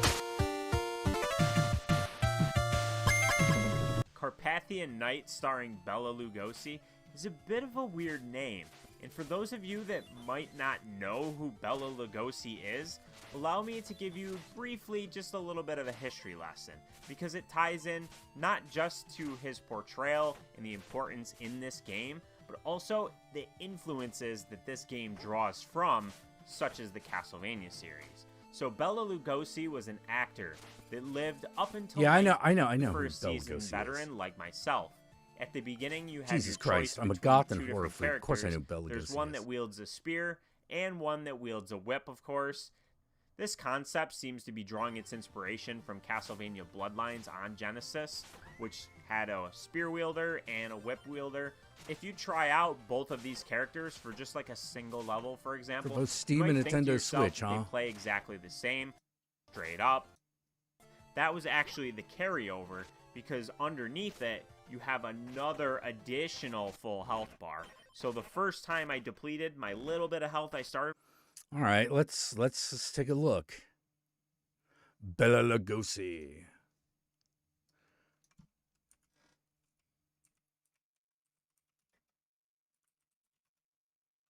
Not Catpathian Nights, Carpathian Nights. Carpathian Night. $11.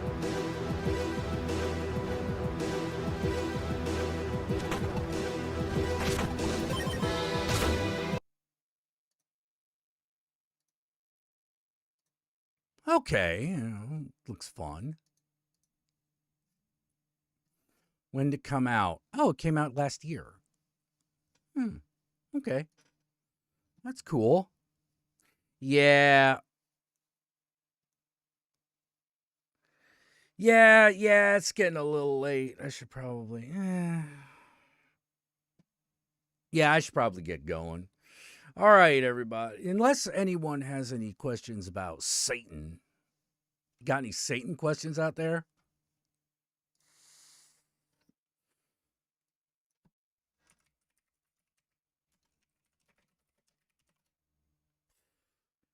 Chronicles of the Wolf. Oh, this looks interesting. It's hopeless. The beast cannot be killed. Apprentice Matteo Lombardo, come forward.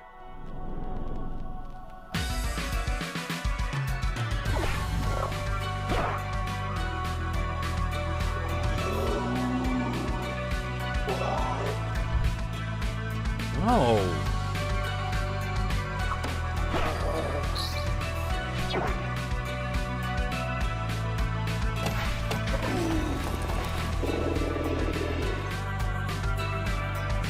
It's getting late, traveler. Beam of flexibility.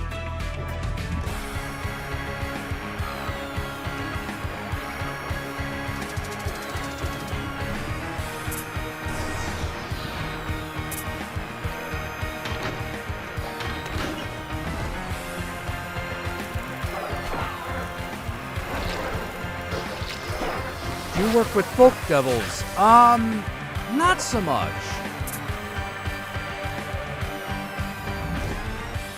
Like the ones I work with are... Everywhere. You have a rare blood. Come hither. Chronicles of the Wolf. Rare blood. Ah. Come hither.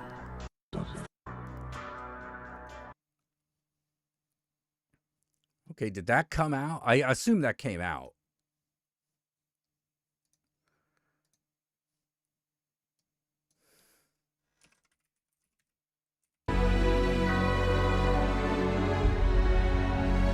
Chronicles of the Wolf, $15. We have to go. We're running out of time. Do you hear me?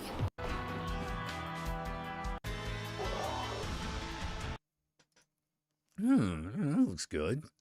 No, I don't tend to work with folk devils. I tend to work with, like I said, Baphomet, Malektaus, aka the Peacock Angel, and Lilith. Those are the big three.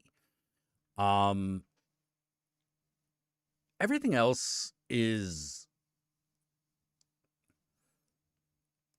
I don't tend to work with much else. Like, those are the ones that I really, really, really work with.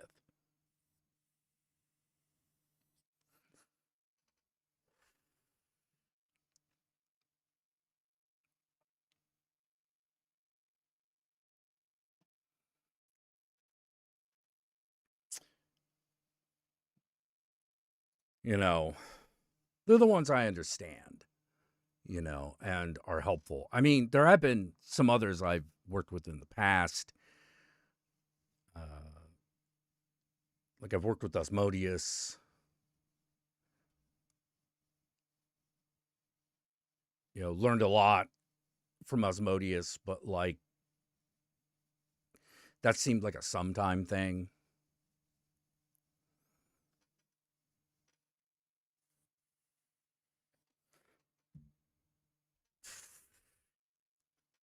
I mean, props where props are due.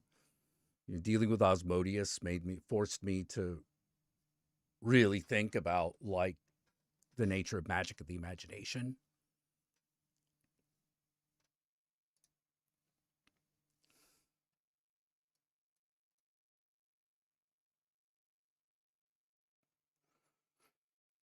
You know, realizing that the imagination is a place ruled by creativity.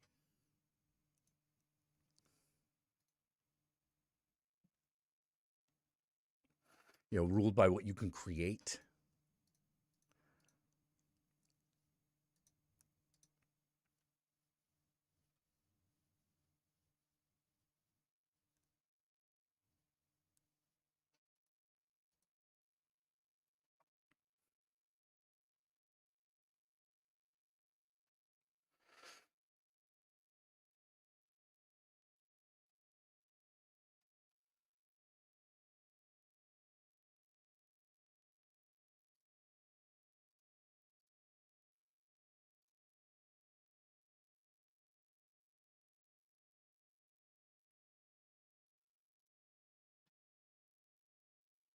All right, what is Babylon Game Studio up to? Babylon Game Studio is up to 157 followers on Blue Sky. I'm gonna try. I want to get that up to like 500 somehow. So if you're not following Babylon Game Studio on Blue Sky, please do so. BabylonGameStudio.bluesky.social.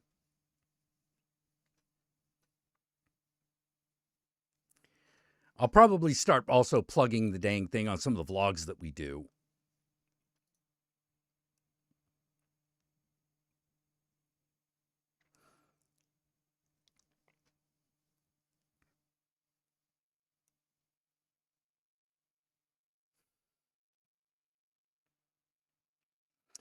You know, well, all right. Well, it looks like no one has any other like questions about Satanism. So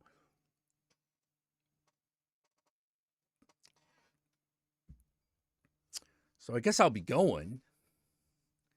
I'll give it another like minute or two to see if like there are any other questions.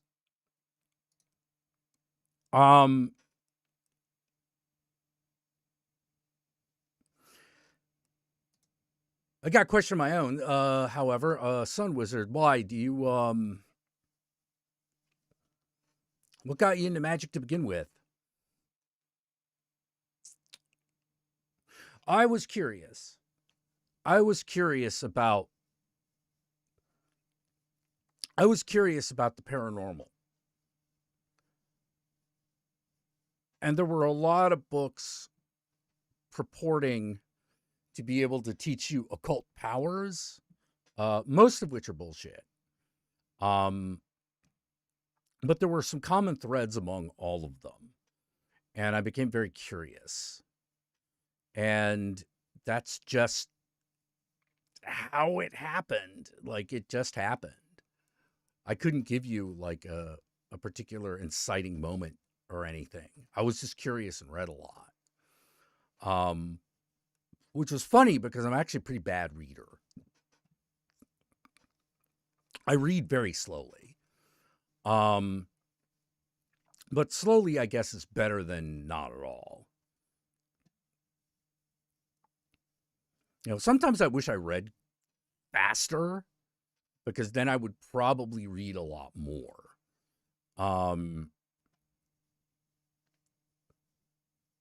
Who's the best Chinese wizard? Ooh, tough one. Tough one.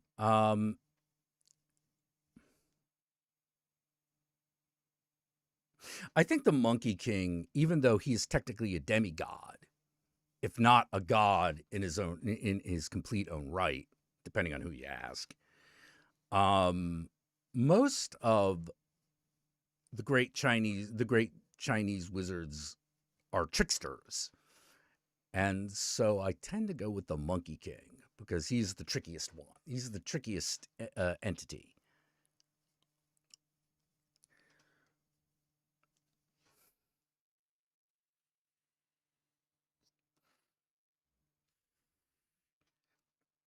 Lo Pan. Nah, I got like, okay, if we're bringing up Lo Pan, I'm gonna say Egg Shen. You know, he's the best Chinese wizard. He's very subtle. You know, yeah, he's a 6 demon bag. You know, he's got the 6 demon bag. Who knows what the fuck it does? Peter's leaving on a Chicago. Okay. Now we're. What was that question you had for me? Why do you ask about folk devils? That was my question.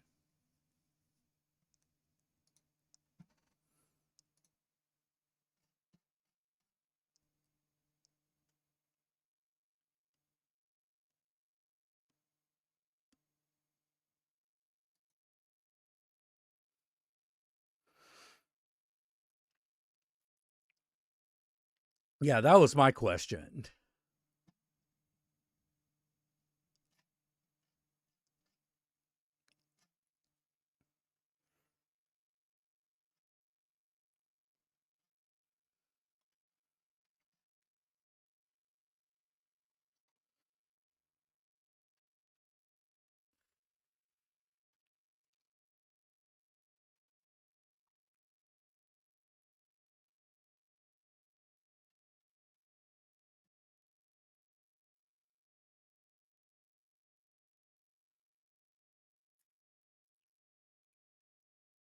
Watch the podcast where they came up, so they were on your mind. Oh, okay. Okay. Well, which podcast?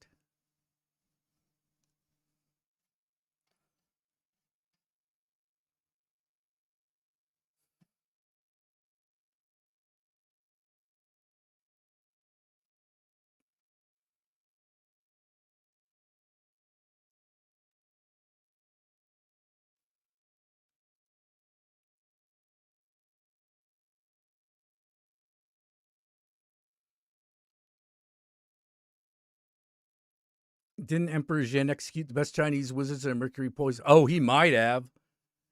He might have.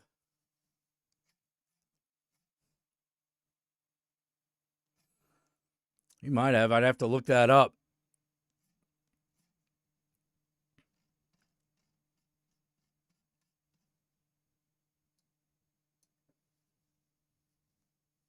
Hey, Mousedon. How you doing? Rune Soup, best magic podcast I've ever found. Huh. All right, I'll check that. I'll check that one out. See how good it is. Oh, man.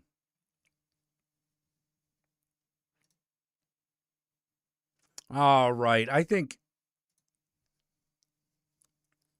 I need to get ready for some. There's some stuff I should do tonight. I promised the Countess I would help her dye her hair. You know. And I have a thing to go to tomorrow, so I should also probably do some late night freshening up. So until next time, everybody, remember Ave Satanas, Disco Inferno. Have a good night, everybody. Satan, me, Satan, and Lilith love you all very much. I'll see you next time.